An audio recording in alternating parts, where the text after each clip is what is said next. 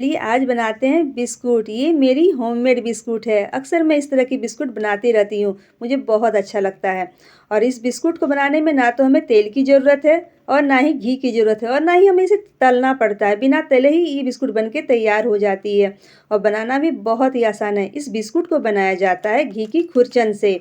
और घी की खुरचन यानी कि जब भी हम माखन से घी बनाते हैं तो फ्री में हमें खुरचन मिल जाती है। खुरचन यानी कि बहुत जगह घी की दाढ़ी बोला जाता है, जैसे कि हमारे झारखंड में घी की दाढ़ी बोला जाता है और बहुत जगह पर घी की खखोरी बोला जाता है खुरचन को। तो उसी खुरचन से मैं इस बिस्कुट को बना के तैयार करूँगी और ये मेरी खुद की रेसिपी है, ना तो मैंने किसी से सीखी है और ना मैंने किसी से देखी है। तो देखिए यही है घी की खुरचन। जब भी हम घी बनाते हैं तो इस तरह की हमें मिल ही जाती है। तब समझ में नहीं आता कि इस खुरचन से अब हम क्या बनाएं। तो चलिए आज मैं इससे बिस्कुट बना के दिखाती हूँ। तो अब ले लेंगे एक मिक्सर का जार और मिक्सर के जार में जो खुरचन है हमारे पास, उस खुरचन को हम इसमें डाल देंगे, यानी कि खखोरी को हम इसमें डाल देंगे। और साथ ही में मैं इसमें एक कटोरी चीनी ऐड कर रही हूँ। चीनी आप अपने टेस्ट के अकॉर्डिंग दें, आप कम भी कर सकते हैं और ज़्यादा भी कर सकते हैं। तो हमारे यहाँ मीठा थोड़ा ज़्यादा पसंद करते हैं, इसलिए मैं एक कटोरी इसमें चीनी ऐड कर दे रही हूँ। और साथ ही में मिठास को बैलेंस में रखने के लिए थोड़ा सा नमक इसमें ऐड कर दूंगी और इन सबको मैं पीस लूँगी, एकदम फाइन सा पाउडर बना के तैयार करूँगी। तो आप देख सकते हैं कितने अच्छे से ये पाउडर फॉर्म में बन के आ गई है। मैं आपको दिखाती हूँ, देखिए कितने अच्छे से पाउडर फॉर्म में बन चुकी है ये बिस्कुट। मैंने पहले भी इसकी रेसिपी शेयर की है और आज मैं फिर से रेसिपी शेयर कर रही हूँ आपको। और इसी मिक्सर के जार में अब मैं ऐड कर दूंगी एक कटोरी मैदा और एक कटोरी गेहूं का आटा। तो आप चाहे तो सिर्फ मैदा से बना सकते हैं, आप चाहे तो सिर्फ गेहूं के आटा से बना सकते हैं, या तो मेरी तरह दोनों मिक्स करके बना सकते हैं। और साथ ही मैं इसमें थोड़ा सा बेकिंग सोडा ऐड कर दूंगी और इन सबको अच्छे से पीसूंगी ताकि जो भी खुरचन में घी लगी हुई हो सारा इस आटा में और मैदा में लग जाए, हमें अलग से मोयन नहीं लगानी पड़ेगी। तो ये अच्छे से मिक्स हो गई है सभी चीज़ें। तो अब क्या करूँगी, मैं आपको मुट्ठी से बांध के दिखाती हूँ कितने अच्छे से मुट्ठी में बंध रही है, यानी कि अच्छे से मोयन लग गई है। घी में खुरचन में जितनी भी घी लगी हुई थी सभी इन आटा में लग गई है। तो अब मैं इसको साइड में रखती हूँ और इस बिस्कुट को बनाने के लिए एक बर्तन को यानी कि कढ़ाई को मैं प्री हीट होने रख दूँगी। तो मैंने हीटर के ऊपर इसको रख दिया कढ़ाई को, उस पर एक स्टैंड लगा दिया, उसको कवर कर दिया ताकि अच्छे से फ्री हीट हो जाए। और जो हमने मिक्स करके रखी है यानी मिक्सर में जो पीस के रखा है उसे एक बड़े से बर्तन में ट्रांसफ़र कर लेंगे। तो ये अच्छे से मुट्ठी बन रही है। तो अब मैं इसमें ना तो घी ऐड करूँगी और ना ही तेल ऐड करूँगी। अब मैं इसका आटा लगाऊंगी। तो आटा लगाने के लिए हम थोड़ा सा पानी इसमें ऐड करेंगे। पानी देने पर थोड़ा ध्यान दें क्योंकि इसमें हमने चीनी ऐड की है। तो जब भी हम इसमें पानी ऐड करेंगे तो चीनी मेल्ट होने लगेगी, तो कहीं आटा गीली ना हो जाए, इसलिए पानी पर ध्यान दें। थोड़ा सा पानी इसमें ऐड करने और उसके बाद इसका आटा लगाएं।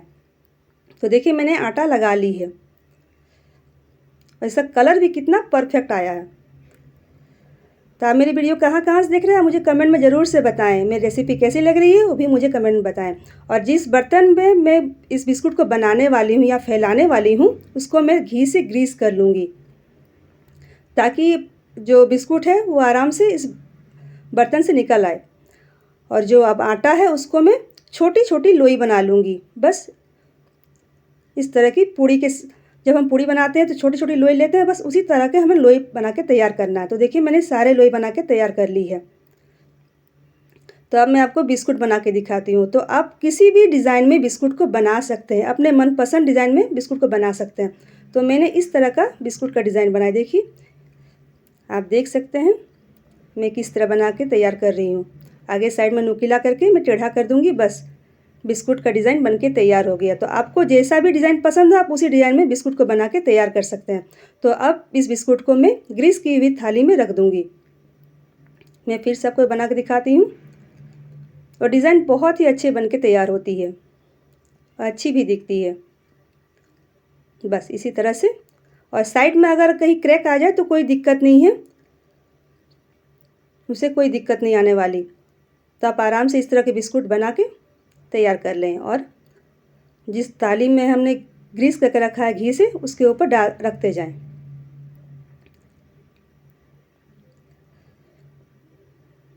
तो रेसिपी अगर पसंद आ रही हो तो प्लीज़ लाइक करना ना भूलें। चैनल में अगर पहली बार आए हो तो चैनल को सब्सक्राइब कर दें, साथ ही बेल आइकन को भी प्रेस कर दें।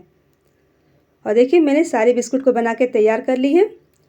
तो अब क्या करूँगी, जो मैंने प्री हीट होने के लिए बर्तन को रखा था यानी कढ़ाई को, तो ये अच्छे से प्री हीट हो गई है। तो अब इसी के ऊपर मैं इस बिस्कुट वाली थाली को रख दूँगी। तो बड़ी सावधानी से रखनी होती है क्योंकि बहुत गर्म होती है कढ़ाई तो अब इसको मैं कवर कर दूँगी और लगभग 15 से 20 मिनट तक इसको कवर करके रख देंगे। और 15 से 20 मिनट के बाद आप चेक कर सकते हैं, ये अच्छे से पक जाती है। हालांकि इसमें जो सुगंध फैलती है उसी से पता चल जाता है कि बिस्कुट पक गई है। जब आप इसे छूने जाएं तो आपको सॉफ्ट सी लगेगी, लेकिन अब घबराएं नहीं।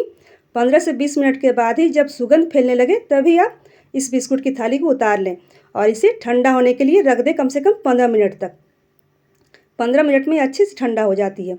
जब हम इसको जब पक जाती है और इसको कढ़ाई से उतारते हैं तो उस टाइम बहुत ही सॉफ्ट रहती है, लगता है कि ये पकी ही नहीं है, लेकिन ये पक के तैयार हो जाती है। देखिए कितनी अच्छी बिस्कुट बनके हमारी तैयार हो गई है। मैं आपको इसकी आवाज़ सुनाती हूँ।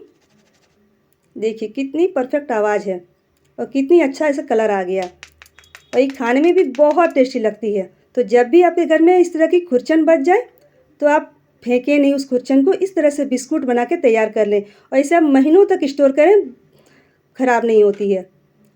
तो अब नेक्स्ट वीडियो के लिए बाय बाय।